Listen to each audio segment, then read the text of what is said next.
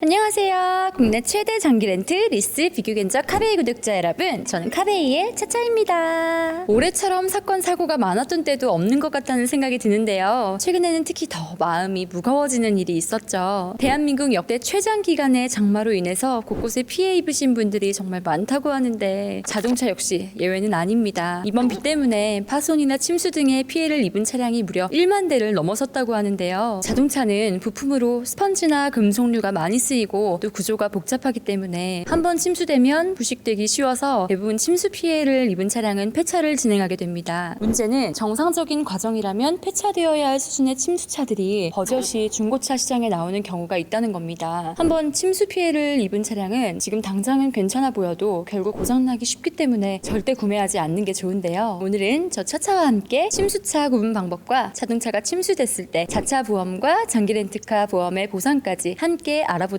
하겠습니다.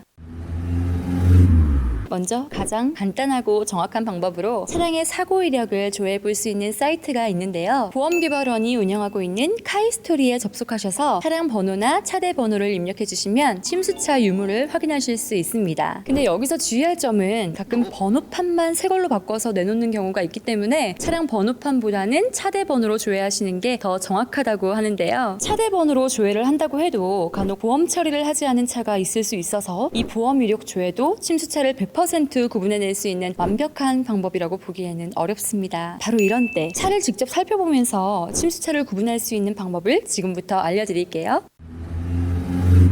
자, 이건 가장 쉬우면서도 확실한 방법인데요. 바로 냄새입니다. 차량 내부에는 스펀지가 많이 사용됐기 때문에 차량이 침수됐을 경우 악취가 날 수밖에 없는데요. 보통 침수로 인해 발생하는 악취는 아무리 실내 세차를 깔끔하게 한다고 해도 최소 1, 2년은 지나야 없어진다고 합니다. 그래서 지금처럼 차량에 딱 들어왔을 때 반지 하나 습한 곳에서 느껴지는 꿉꿉한 냄새가 난다면 침수차일 확률이 높습니다. 다음은 시트입니다. 시트를 뒤로 완전히 밀어보시면 아래쪽에 철제 구조물이 보이는데요. 시트 밑에 스프링이나 레일 금속이 녹슬어 있다면 침수차가 아닌지 좀 더 확인해 보셔야 할 것 같고요. 같은 맥락으로 헤드레스트를 뽑아서 접촉면이 녹슬어 있는지 살펴보시는 것도 좋겠죠. 이번엔 정말 간단하지만 침수차인지 아닌지를 확실하게 체크할 수 있는 부분인데요. 바로 차량 등록증 확인입니다. 차량 등록증은 항상 갖고 다녀야 하는 서류이기 때문에 대부분 글로브 박스에 많이들 넣어두시는데요.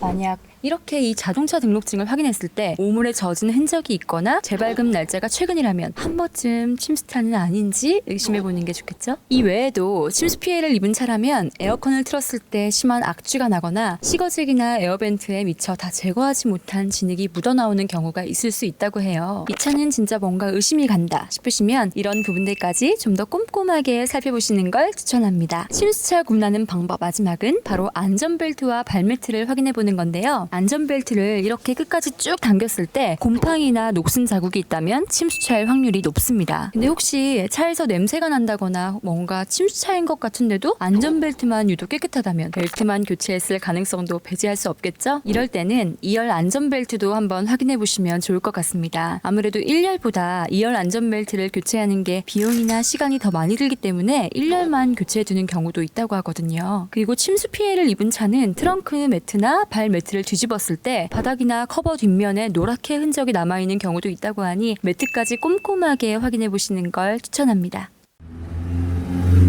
그렇다면 정말 상상하기도 싫지만 만약 내 차가 침수됐을 때 보험 처리나 보상은 어떻게 될까요? 일단 자차 보험에 가입했다고 해서 모두 보상을 받을 수 있는 건 아닙니다. 손해배상 특약이 적용된 경우에만 침수 피해 보상이 가능한데요. 이 특약에 가입되어 있어도 침수 당시에 불법 주차를 해뒀다거나 썬루프나 창문을 열어뒀을 때는 본인 과실로 인정되기 때문에 보험 처리가 어렵고 침수 피해 보상에 해당되는 경우라고 해도 차 안에 있던 물건은 보상받을 수 없다고 합니다. 또 차량 침수에 대한 배상을 받을 수 있는 기준이 있다는 건 그나마 다행이지만 사실상 운전대까지 물이 차게 되면 수리가 거의 불가능하기 때문에 그냥 폐차를 해야 하는데요. 이런 경우에는 대부분 보험료 할증은 붙지 않지만 일부 보험사의 경우에는 무사고 대상자에게 주어지는 할인 혜택이 사라질 수도 있다고 합니다. 갑자기 차가 침수된 것도 억울한데 무사고 혜택까지 사라진다고 하면 진짜 너무 답답할 것 같죠? 이건 너무한 거 아니냐고. 그렇다면 월 렌탈료에 보험료가 모두 포함되어 있는 장기 렌트카가 침수됐을 때는 어떻게 될까요? 일단 렌트사마다 계약 규정이 모두 다르듯이 침수에 대한 보험 규정도 다양한데요. 일단은 면책금 처리만으로 해결되는 업체가 대부분이고요. 업체에 따라서는 자연재해 등으로 인한 불가항력 침수로 판단되는 경우라면 최소한의 면책금도 없이 모든 처리가 진행될 수도 있습니다. 또 위약금과 함께 무조건 중도해지 처리가 되거나 위약금은 발생하지만